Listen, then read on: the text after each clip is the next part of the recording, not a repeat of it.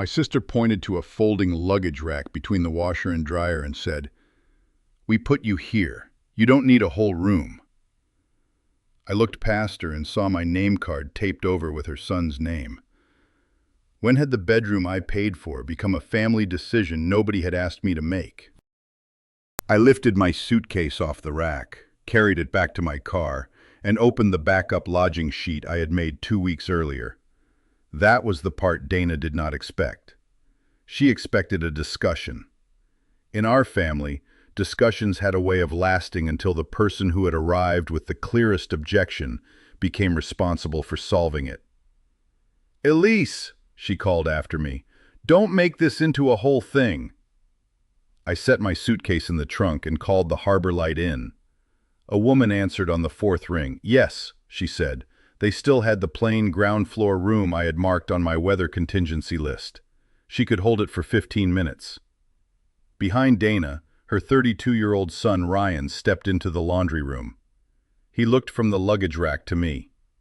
"Mom said you offered to switch," he said. Dana turned toward him. "I said Elise would understand." Those were not the same sentence. Ryan knew it. So did I. For 6 years, the five of us, Dana, our brothers Caleb and Owen, our father Martin, and I, had taken one long weekend together. Ryan and his partner Maya had joined us this year. I had planned 5 of those trips because I was good at it and, in the beginning, because I enjoyed it. I liked finding the lakeside path with benches every quarter mile because Dad preferred shorter walks now. I liked matching dinner reservations to the hour Caleb's train arrived. I liked knowing which grocery store would put an order in the trunk and which rental had a downstairs room that did not face the parking lot lights. What I had not noticed was the point when enjoying a task became owning it forever. The Pinewater duplex had 4 real bedrooms. Dana had booked it in her name, and each of us had sent her money for a specific room. Mine was small, downstairs, and blue on the floor plan. Dad had the other downstairs room. Dana took the upstairs room with the balcony. Caleb and Owen had the 2 narrow rooms at the back. When Ryan and Maya decided to come, Dana told us the duplex could sleep 7. I assumed she meant the den, which had a pull-out sofa and a door.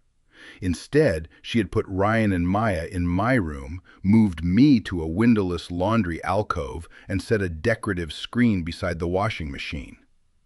The screen did not reach the ceiling. It did not cover the door from the kitchen.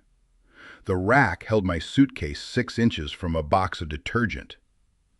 "We can fix this," Ryan said. "Maya and I can take the den." I had already reached the point where the shape of the fix mattered more than the bed. "The room at Harbor Light is available," I said. "I'm taking it." Dana folded her arms. "So Dad has to choose where to spend the weekend?" "Dad can spend it wherever he wants. The grocery pickup is under your name."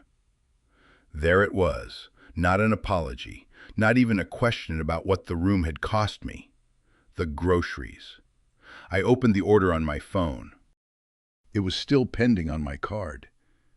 The others had sent me small contributions, so I canceled the order before the charge went through, returned each contribution, and dropped the complete shopping list into the family message. "The rental folder has the reservations, ferry time, addresses, and key photos," I said. "You all have the link. I'll answer a factual question if something isn't clear. I'm not running the weekend." Dana stared at me as if I had taken the keys and thrown them into the lake. I had not taken a key. I had not canceled the duplex. I had not deleted a reservation or hidden a time. I had removed 1 person and 1 credit card. Mine. That was how little of the machinery was actually mine. It was also how much my family had expected me to keep moving. At the inn, the clerk gave me a brass-colored keycard sleeve and directions to room 12. The room had a quilt with faded green squares, 1 wooden chair, and a window facing a strip of grass behind the ice machine. It was not luxurious. It had a bathroom door that shut and a bed that was not beside an appliance. I sat on the edge of it and felt relief arrive first. Grief came directly behind it. My phone lit up with a message from Dad. "Where are you?" I thought we had the downstairs rooms. I called him rather than making Dana carry another version of me from room to room. "I'm at Harbor Light," I said. "Are you sick?" "No." Dana gave my room to Ryan and Maya. She set up the laundry alcove for me. I decided to stay here. There was a pause. Dad was 72 and perfectly capable of producing a dramatic pause when he thought one of his children was giving him half a sentence. "Did you offer them the room?" he asked. "No." "Did Dana give your room money back?" I looked at the plain white wall across from me. That question had not occurred to Dana, Ryan, or me in the driveway. "No."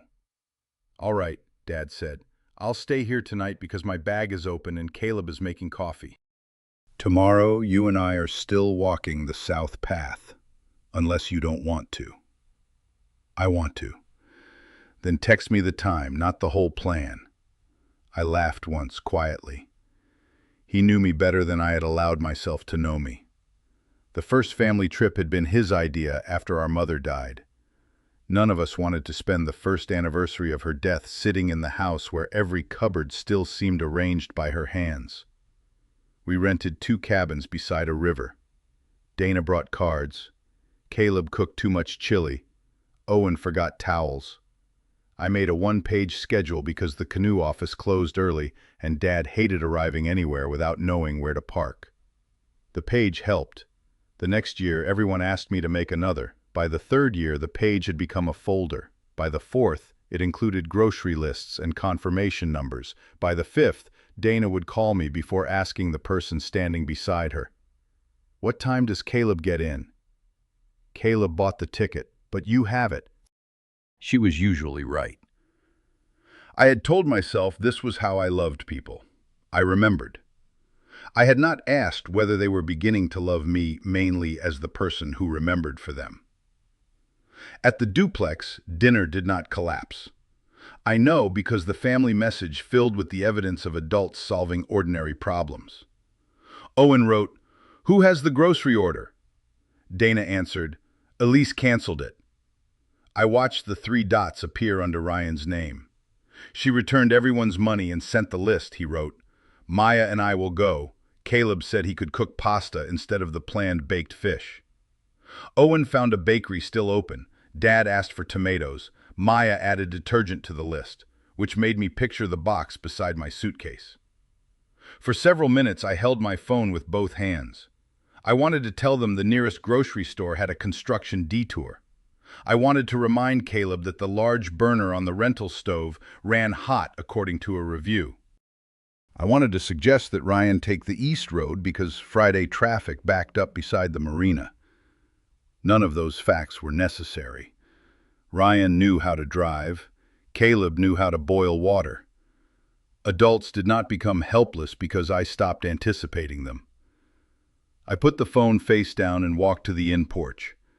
The lake was visible between 2 motel roofs, a band of silver under the evening sky.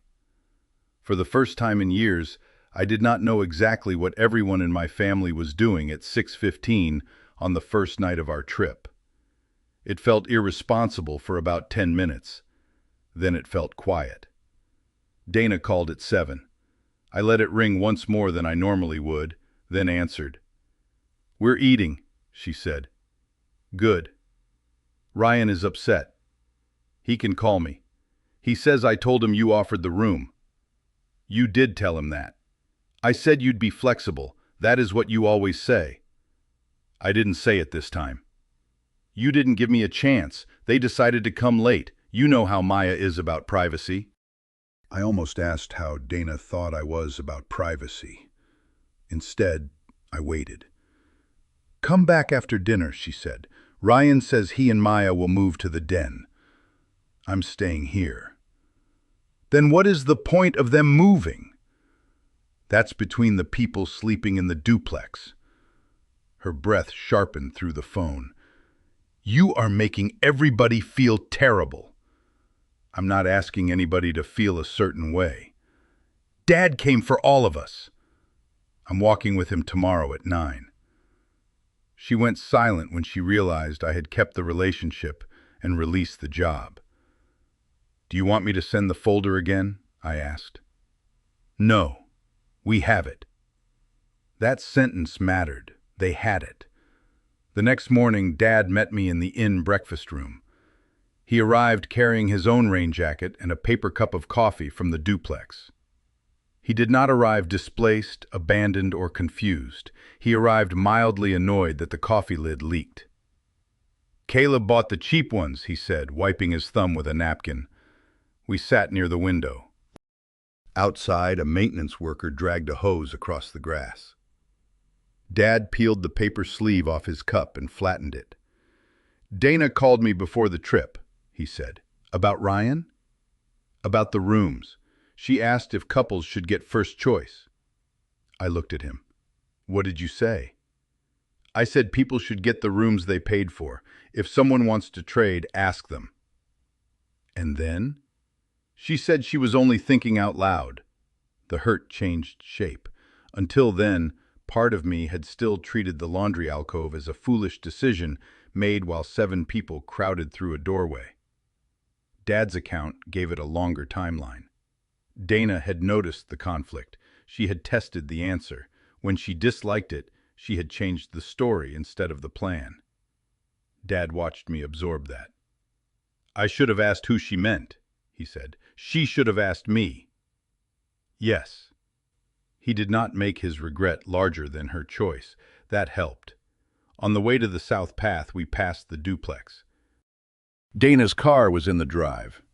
Ryan stood on the porch with Maya, both holding bicycle helmets. Caleb and Owen were arguing pleasantly about whether a cooler would fit in Owen's trunk. Dana came down the steps, carrying the rental key ring. "Good, you're here," she said, and held it toward me. "Which one opens the storage shed?" "The bikes are in there." Each key had a paper label. The key photo was in the folder. Dana had the folder open on her own phone. "The square brass one," I said. "There's a picture under rental." She kept her arm extended. "Take them," she said. "You know how this works." Every person on the porch looked at my hand. For years, that would have been enough. I would have taken the ring to save 10 seconds of awkwardness. Then I would have opened the shed, counted helmets, adjusted Dad's route, reminded Owen about the ferry, and somehow become the person who had volunteered for all of it. I kept my hand at my side. "I answered the question," I said. "I'm not carrying the keys." Dana's cheeks colored. "Dad wants the easy path. Dad and I are going to the South Path." Dad stepped beside me. "An answer is not an assignment, Dana." He said it without volume or flourish. Ryan took the ring from his mother. "I've got it," he said. Maya looked at me. "I'm sorry, I really thought you wanted the den or something." "There was a laundry rack," Ryan said. "I know that now." Her apology was incomplete, but it was attached to the right fact. I thanked her. Then Dad and I walked toward the public path while the others opened the shed themselves. The South Path curved through reeds and low birch trees. Every quarter-mile there was a bench facing the water. Dad sat at the second one, not because he could not continue, but because a heron stood in the shallows and he wanted to watch it fish. "You know," he said, "you used to leave spaces in those schedules." "When?" "The first year. It said, 'Saturday afternoon, decide later.'" "That sounds reckless." He smiled. We survived. I remembered the page, one side only, black ink, no map links, no backup restaurant. After Mom died, I had been afraid that if we did not know what happened next, the whole family might stop moving. Planning gave me a way to get us through days that seemed too open. The family had benefited from that fear long after the emergency ended. I had benefited too. If I was useful enough, I never had to wonder whether I was wanted without the folder. At the third bench, Dad asked what I wanted to do that afternoon. I had no answer ready. We watched the water until one arrived. "Nothing with a reservation," I said. We found a small used bookstore near the marina. Dad bought a mystery novel. I bought a postcard with a badly painted loon and did not send it to anyone. That evening Dana called while I sat on the inn porch. The duplex was visible only as a row of roofs beyond the trees. "Tomorrow's ferry leaves at 11, she said, if you still want to come." The ferry left at 10. I knew because I had booked it, added it to the shared calendar, and placed the confirmation in the folder Dana said she had. "The time is in the itinerary," I said. "I'm telling you, it's 11. I could have corrected her. A factual answer was permitted by my own boundary. But her tone was not a question. It was an announcement made without checking the information in her hand. "I'm not going to the island," I said. "I'm having lunch with Dad after you get back." "So now you're peeling him away from everybody?" "He accepted lunch." "You know what I mean." "I know what you're saying," she sighed. "I did the room thing because Ryan and Maya almost skipped the trip. Maya didn't want to sleep in a room without a door." There it was again. Maya's privacy stated as a need, mine treated as unused space. "You could have asked me," I said, "and you would have said no. Then you knew it wasn't my choice." For a moment neither of us spoke. "You always make do," she said finally. It was the closest she had come to the truth, and she offered it as a defense. "I will answer a question if something in the folder isn't clear," I said. "I'm not prompting anyone. I'm not booking, counting, shopping, or carrying keys. I'll join what I choose." "That sounds like a contract." "It sounds specific." "Families aren't supposed to be specific." I thought of my suitcase beside the detergent. Maybe ours should try it. The next morning I woke at 7:30 with no alarm. By 8 I was drinking coffee on the inn porch. At 9 I walked along the marina and watched 2 deckhands coil rope on the ferry landing. At 9:50 the ferry sounded its horn and pulled away. At 10:12 the family message came alive. "Where is check-in?" Owen asked. Ryan answered, "The dock. Boat left at 10. Dana wrote, "Elise put 11 in the schedule." My chest tightened. The old reflex told me to defend myself immediately, to send a screenshot, highlight the time, and explain when I had booked it. Before I touched the screen, Ryan posted a screenshot of the shared itinerary. "Island ferry. Departs 10 a.m., arrive by 9:30. Below it he wrote, "The schedule is right. We didn't check it." No insult followed. No one demanded a trial. Caleb suggested the cafe near the dock. Maya found a public garden. Owen said he was still wearing his ridiculous island hat and intended to get value from it. The weekend changed shape without my permission or my rescue. I wish I could say I enjoyed that entirely. Part of me did. Another part grieved every easy competence they discovered only after I had been placed beside a washing machine. Dad called at 11:30 and asked if our lunch was still on. I said yes. He said the others were eating at the dock cafe and he would walk over afterward. 10 minutes later, Ryan called. "Mom told everybody you let us miss it," he said. "I saw the message." I corrected her. "I saw that too. Maya and I are moving to the den tonight." "You don't have to do that for me." "It's not for you. The washer started at 6 this morning. Mom came in twice for towels. She called that space a bedroom because she wasn't sleeping there." His sentence was blunt but not cruel. "Thank you for telling the truth about the ferry," I said. "It was on my phone." "It has been on everyone's phone." He understood what I meant. Dana left the cafe before lunch ended. I did not know that until her car pulled into the Harbor Light parking lot while I was waiting for Dad. She parked crooked across the faded line and came toward my room. I stood outside with my keycard in one hand. The door was behind me. "We need to stop this," she said. "Stop what?" "This separation. Dad's last night is tonight. Ryan feels guilty. Everybody is scattered." "Everybody chose an activity." "Because they missed the ferry." "The time was in the folder." "You knew it was 10. "Yes, and you let us go at 11.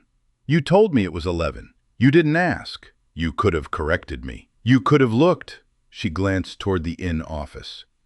Nobody was watching us. There was no audience for either of us to win. Fine, she said. I was wrong about the ferry. Come back for tonight. Ryan moved. I'll give you part of your room money back. Part? You stayed the first afternoon. You used the kitchen. I carried my suitcase through it. She closed her eyes. This is what I mean. You are turning everything into a calculation. You moved a room I paid for. Money is already part of it. We made a bad decision. Who is we? The family. Ryan thought I offered. Maya thought I offered. Dad told you to ask. Caleb and Owen didn't know. Who is we? Her face changed as each name removed a place for her to hide. I made the room assignment, she said. Why? I told you. Ryan and Maya might not have come. Why was my room the answer? Because Caleb and Owen had single rooms upstairs and Dad needed downstairs. I was also single, so why mine? It was closest to the laundry. That doesn't answer it. She looked past me at the door to room 12. You are easier, she said. I felt those words more sharply than the original ones. You don't need a whole room had been an insult. You are easier was a history. Easier how? I asked. You don't make people choose sides. You don't threaten not to come. You find another way. You thought I would fix what you did. I thought you would understand. Understand what? Her voice dropped. That it mattered more to keep Ryan and Maya here than to give you a room when you were alone. The parking lot seemed very still. Say that without making me the person who agreed, I said. Elise, I'm not discussing tonight or next year while you call your decision ours. She rubbed her forehead. For once, I did not fill the silence with a softer sentence she could borrow. I gave them your room, she said. I did it because I counted your privacy as cheaper because you were alone. I thought you would be angry and then keep everything going anyway. There was no pleasure in hearing it. Truth did not make the weekend neat. It simply stopped asking me to carry the lie along with the keys. Thank you for saying it, I said. Dana looked at the door behind me. Then will you come back? No. Her mouth opened. The truth is a beginning, I said. It is not a room charge you pay, so I returned to work.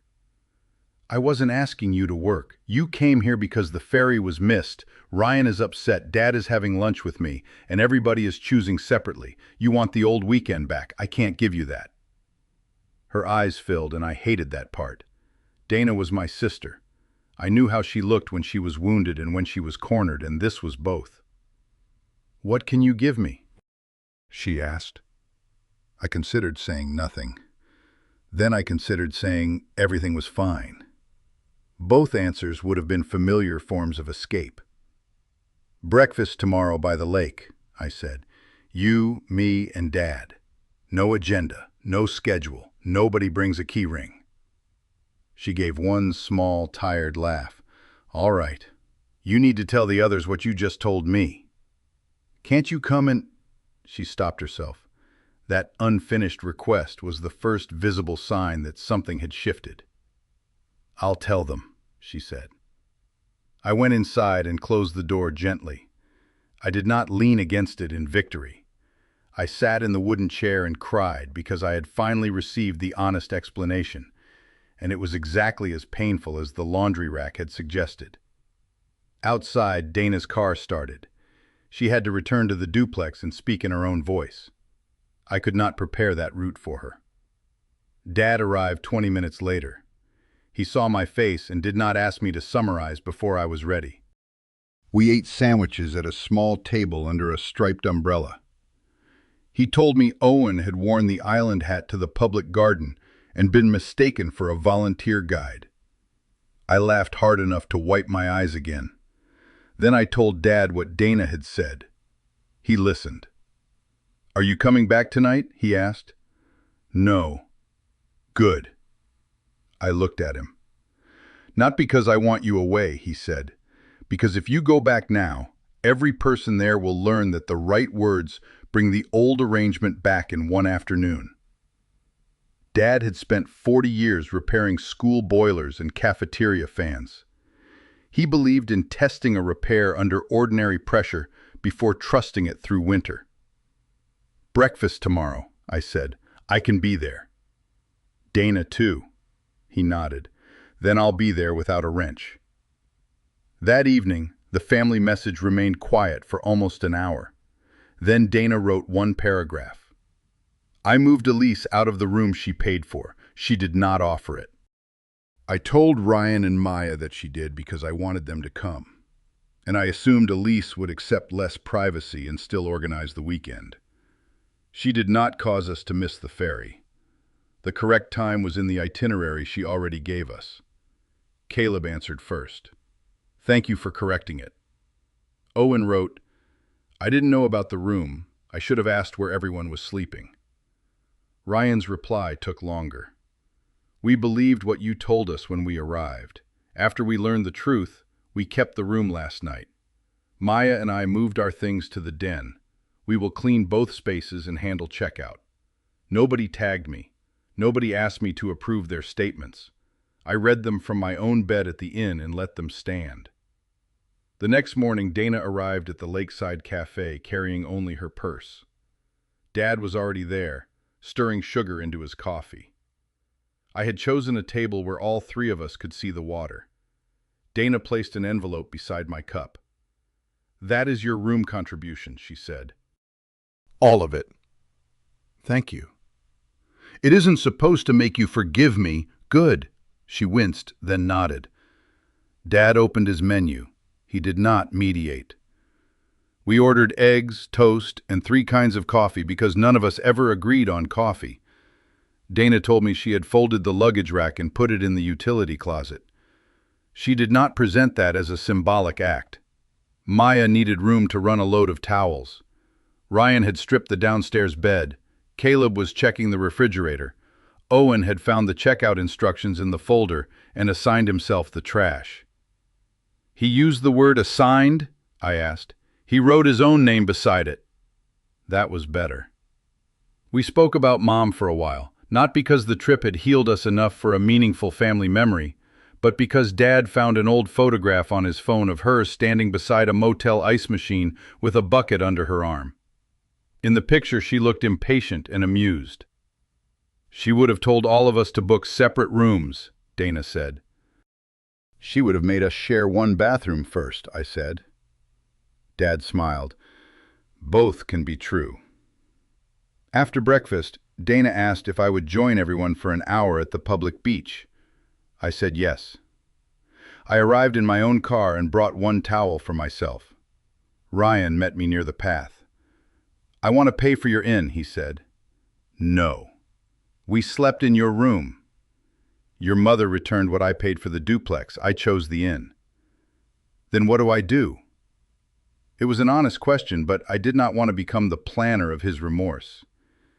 "You already named what you did," I said. "Carry the work you claimed. Next time someone tells you another person volunteered, ask that person." Maya joined us with a canvas bag of towels. "We cleaned the laundry area too," she said. "Not because you asked." "Thank you." We walked down to the water. Caleb had brought sandwiches. Owen had brought no plates, so we ate over napkins. Dana forgot mustard. Nobody drove back for it. The lunch was less polished than the ones I had built in previous years. It was also lighter. When a gust lifted the empty bread bag, 3 people reached for it before I moved. At checkout, I stayed at the inn until 11. I knew the duplex required a final walkthrough. I knew where the extra trash liners were and which closet held the vacuum. I also knew 6 adults were inside that building. At 11:15, Ryan sent a picture of the keyring on the kitchen counter. Checked out. Owen took trash. Caleb did fridge. Maya and I did linens. Mom checked windows. Grandpa supervised from porch and denied supervising. Dad added, "I observed." I smiled and put my phone away. No one had needed me to count them out of the house. The change after that weekend was not dramatic enough to fit inside one apology. It arrived in small assignments that did or did not find their owners. 3 weeks later, Caleb started a message about Dad's birthday dinner. He listed a restaurant and left the reservation line blank. Dana began typing my name. I saw the notification appear, disappear, and return with hers. Dana, reservation 6:30. Owen claimed the cake. Ryan offered to drive Dad. I said I would bring flowers. At the restaurant, Dana did not ask whether I had confirmed her reservation. It existed because she had confirmed it. A month after that, Owen called and asked if I knew the train schedule for a visit. No, I said. You don't? I haven't looked. He was quiet for 2 seconds. All right, I'll send you the time after I book. He did. There were slips. Dana once forwarded me a hotel link with the words, "What do we think?" I answered that I liked the location. She called 20 minutes later and asked whether I had reserved it. No, I said. Right, she said. I heard it as soon as I asked. She booked it herself. The room money arrived by transfer before the envelope from breakfast had even cleared my purse. In the note, Dana wrote only, Pinewater Room. She did not write settlement, apology accepted, or family restored. I did not need her to make the transfer carry more than money could carry. For a while, I saw each sibling separately. Caleb and I went to a movie. Owen helped Dad choose a new phone and did not ask me to set it up afterward. Ryan and Maya invited me to dinner at their apartment. They had a guest room with a closed door. Nobody commented on it. Dana and I took longer. We met for coffee twice. The first time she spent 20 minutes explaining how anxious she had been that Ryan would drift away after moving in with Maya. I listened, then told her anxiety explained why she wanted him there. It did not explain why she had made me say yes in a conversation I never had. She went home, angry. For the next 9 days, we did not speak. That silence was different from the silence we had used as children, when one of us would wait for the other to become uncomfortable enough to surrender. I was not waiting for Dana to lose. I was watching to see whether I could leave a difficult conversation unfinished without rushing back to organize its ending. On the 10th day, she sent a photograph of a reservation screen. She had booked a table for Dad, Caleb, herself, and me, after checking with each of us separately. Under the picture, she wrote, I am showing you because I said I would handle it, not because I need you to verify it. I stared at that sentence longer than the confirmation number. Looks good, I answered. At dinner, the restaurant had lost the note requesting a quiet table. Dana spoke to the host. She did not turn toward me with the familiar expression that meant I could explain it better. The host found a table near the back. We sat down 10 minutes late. Nothing else went wrong. That small delay taught me more than a flawless reservation would have. Dana could meet an ordinary problem without handing it to me. I could watch her solve it without correcting her method. Caleb noticed too. When the check came, he divided it on his phone and asked each person what they had ordered. In the past, he would have pushed the receipt toward me because I remembered. This time, he got one appetizer wrong, corrected it, and finished. On the drive home, Dad called. You were quiet tonight, he said. I didn't have anything to manage. Did you enjoy that? I'm learning how.